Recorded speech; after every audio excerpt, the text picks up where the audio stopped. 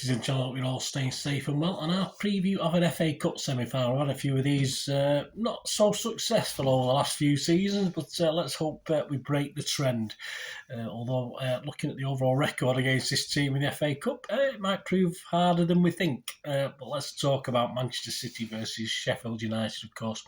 22nd of April 2023, 4:45 kick-off at Old Wembley on ITV, isn't it, if you're not down there?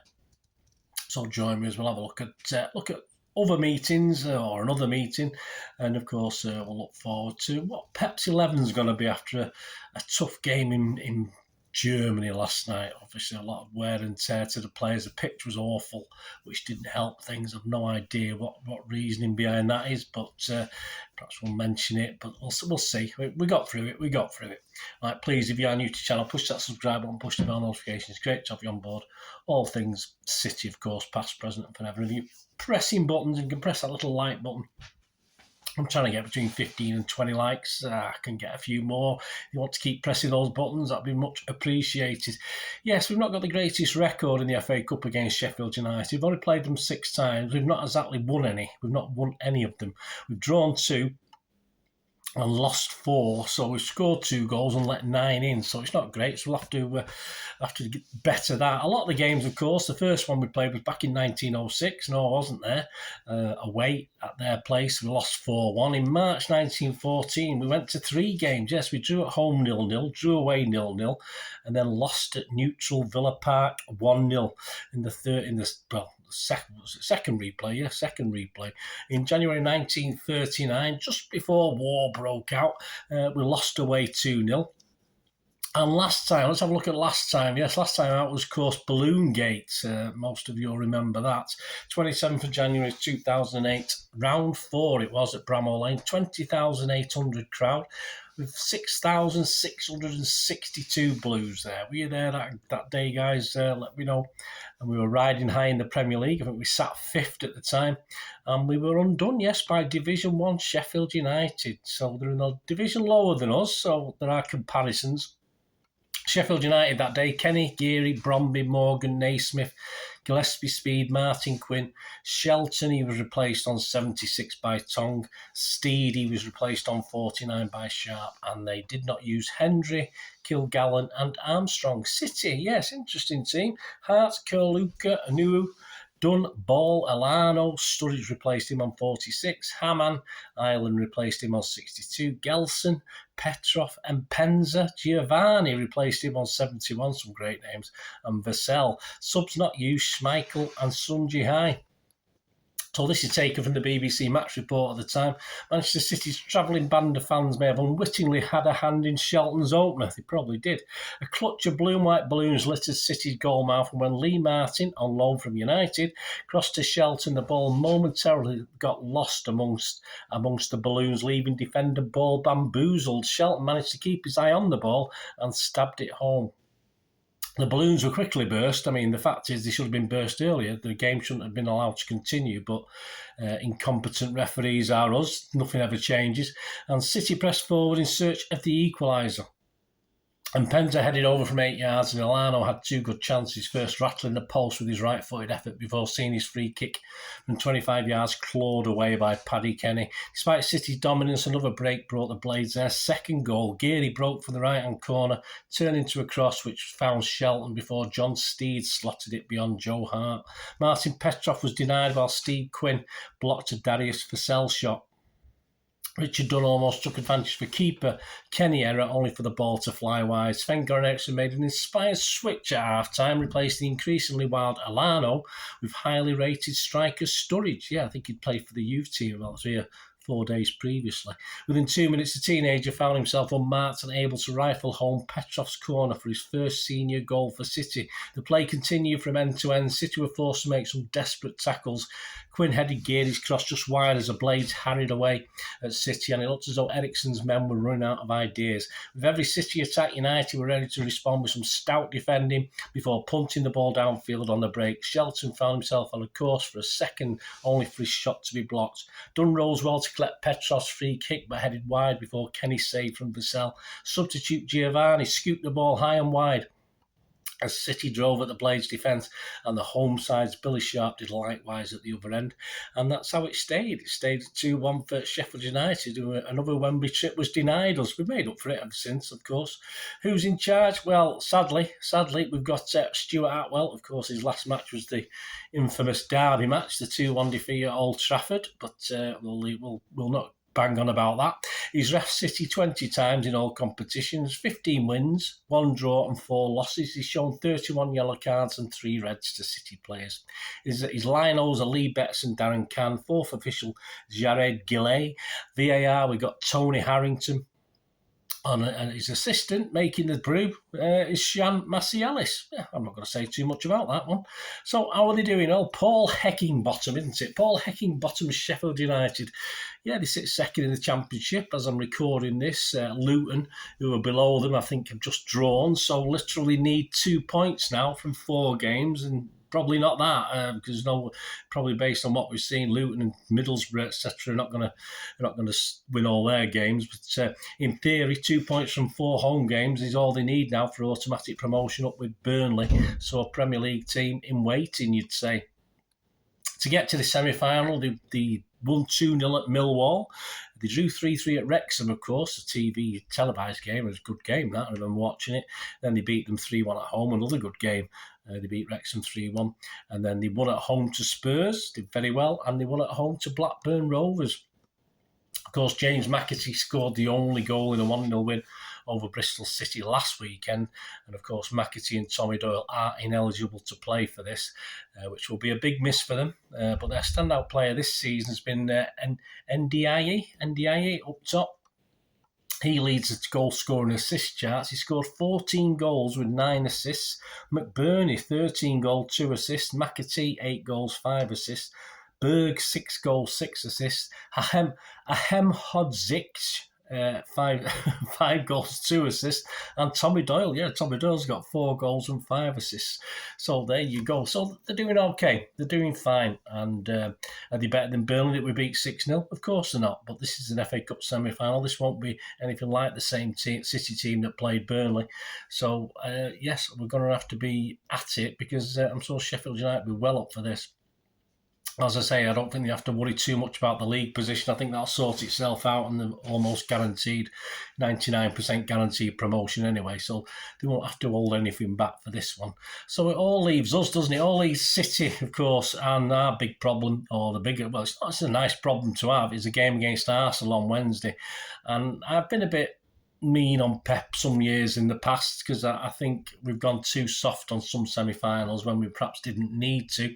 This is probably one where I would totally agree perhaps with him resting as many players as he can, because that Arsenal game is massive. Of course this is massive, of course it is, but we still should have enough quality in this side to be still Championship Sheffield United, of course, no disrespect to them. But so in this one, I'm a little bit, as I say, I've been angry at him in past years for not feeling a pretty pathetic team. But perhaps I'll understand it a little bit more with this one. I mean, there's 2 definite non-starters. That's Ederson and Aki. They're not going to start in this, of course. Aki's got his potential hamstring problem. We'll know more about that as time goes on, or today as you're watching this, or when you're watching this. You might know more than I did when I was recording this. So I think, obviously, those who will play, of course, Ortega and Laporte. I think Laporte obviously came on against Bayern Munich, but he didn't start the game. I think he's a cert to start this match. Also, you could probably include Walker, Alvarez and Mahrez as very probable to start this game. And, of course, a question mark over Foden. I mean, he's back on the bench. Is he fit? Hope so, because I've got him in my team. And of course, you've got Gomez or Lewis. Probably not Gomez, but you would think that of his energy, and that's what we might need against Sheffield United, who are going to be a little bit more physical than perhaps, well, not a little bit more physical than we used to. We're used to physical, aren't we? But I think Lewis might be an interesting addition just for pace and youth, etc. And a surprise, I'll be surprised, but not unsurprised. As long as I don't mind Phillips playing, as long as he's got a little bit of cover. Because Rodri can't keep playing week in, week out, can he? And I think he looked a little bit tired yesterday. As I said, that pitch was sapping from Bayern Munich. I think he looked tired. Peroni and Palmer, I doubt it. I doubt they'll get a start. So this is my expected Pep 11. As I say, one eye on Arsenal, which I can fully understand. And as Pep has already intimated that some of the players are tired after that Bayern Munich game, as I say, especially that energy-sapping pitch that we played on last night. So this is my 11. As I say, 8 changes to the Bayern team. So it's not going to be easy, this. If I get 6 or 7 of these right, I'll be happy. I say I won't get 11 out of 11 like I did against Bayern, that's for sure. Or I'm fairly sure I won't anyway. So we've got Ortega, Lewis, Walker, perhaps a centre-half alongside Stones, with Laporte on the left, Phillips, of course, maybe helped by Lewis or Stones, who could adapt into that central role, if you like, from defence, when, obviously when we're in possession, etc. Gundogan, Bernardo, Foden, Mahrez and Alvarez. Yes, that's my team. Ortega, Lewis, Walker, Stones, Laporte, Phillips, Gundo, Bernardo, Foden, Mahrez and Alvarez. So 8 changes. You may go stronger and aim to bring players off if we're winning the game. I personally don't think he'll do that. I think he'll start with a team that should be capable of winning it.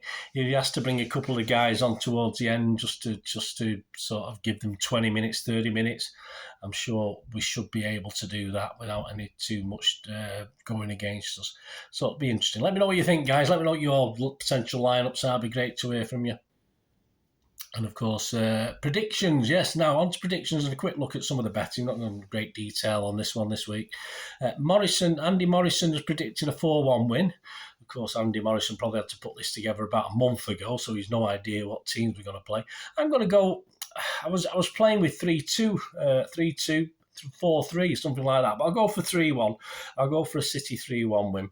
Of course, please, I don't condone gambling when the funds stop. But these are just some of the prices as I'm recording this. And they are average. You may get the odd better price at certain bookies. Bet365 is usually quite good online for prices, but this is just an average. To win the FA Cup, City 8-15 on, United 7-2 against, Brighton 4-1 against, Sheffield United 50-1, and the match odds themselves, City are 1-7 on to win this. The draw is 8-1, Sheffield United 18. I wouldn't put Sheffield United fans off having a go at any of these, putting the odd 50p on. It's probably well worth the effort. As I say, with 8 changes for City, I do panic if we change more than 2 or 3 players, so anything could happen. Anytime goal scorers for Sheffield United, Sharp, McBurney and Ndiaye are all 5s. That's okay. Anytime goal scorer if you're a Sheffield United fan. Just a couple of odd ones for us. The obvious ones are a bit tight. So about Stones and Laporte from set pieces, something like that, 7-1 to anytime goal scorer. Correct score, Andy Morrison's 4-1 is 12-1. My 3-1 is 9-1. A 2-1 win for Sheffield United is 50-1, Sheffield fans. About a draw in 90 minutes and onto extra time and penalties. 1-1 is 16-1. A 2-2 is 28-1. Half time, full time, a draw and then City to win is 7-2. A draw and a draw is 12-1. City, the bookies fancy that. 1-2 on. A draw in Sheffield United is 33-1. I have a team on penalties. Not just anything specific. You don't have to say Sheffield or City. You get 17-1 for this to go to penalties and for either team to win it. Goals over 3.5 goals is 4-5 on. Both teams to score no is 4-5 on. And yes is evens. I like the evens on that. I think no reason why Sheffield United won't score. Winning margin, City 1 goal is 4-1, 2 goals is 3-1. And to City to win 3 or more, if you've got confidence, you get evens on that. That doesn't sound too bad. Sheffield for 1 goal, winning margin is 20-1. A 2 goal winning margin is 60-1. So lots of stuff for you Sheffield United fans. Please let me know what you fancy. Let me know what you're having a go on. It'd be great to hear from you. Of course, I'll be down there on Saturday, so the player ratings and talking points show will be available on the Sunday at some stage, if I can get up and drag myself out of my pit after another tiring journey down south. And of course, coming soon, we'll have the preview, probably Monday, at the latest Tuesday, but probably Monday if we can get the information, all the information together with a busy weekend. Of course, I'll lose the day on Saturday, the Arsenal preview. which obviously is next Wednesday. Join me for that, and all your comments and views are very, very welcome. Thanks for watching, guys. If you're going down there, safe trip either way. Enjoy. Let's hope we can enjoy the game and do better than we've been doing recently in the FA Cup semi-finals. We've not had a great record under Pep or very recently, apart from when we won it once. That was it. But the other times, a bit disappointing. So I'm sure with the dreaded treble being talked about, I'm sure we're gonna try and get this done. Thanks for watching, guys. Until we meet again, that's one thing, don't I? Please stay safe, Blues. Come on, City. Bye for now.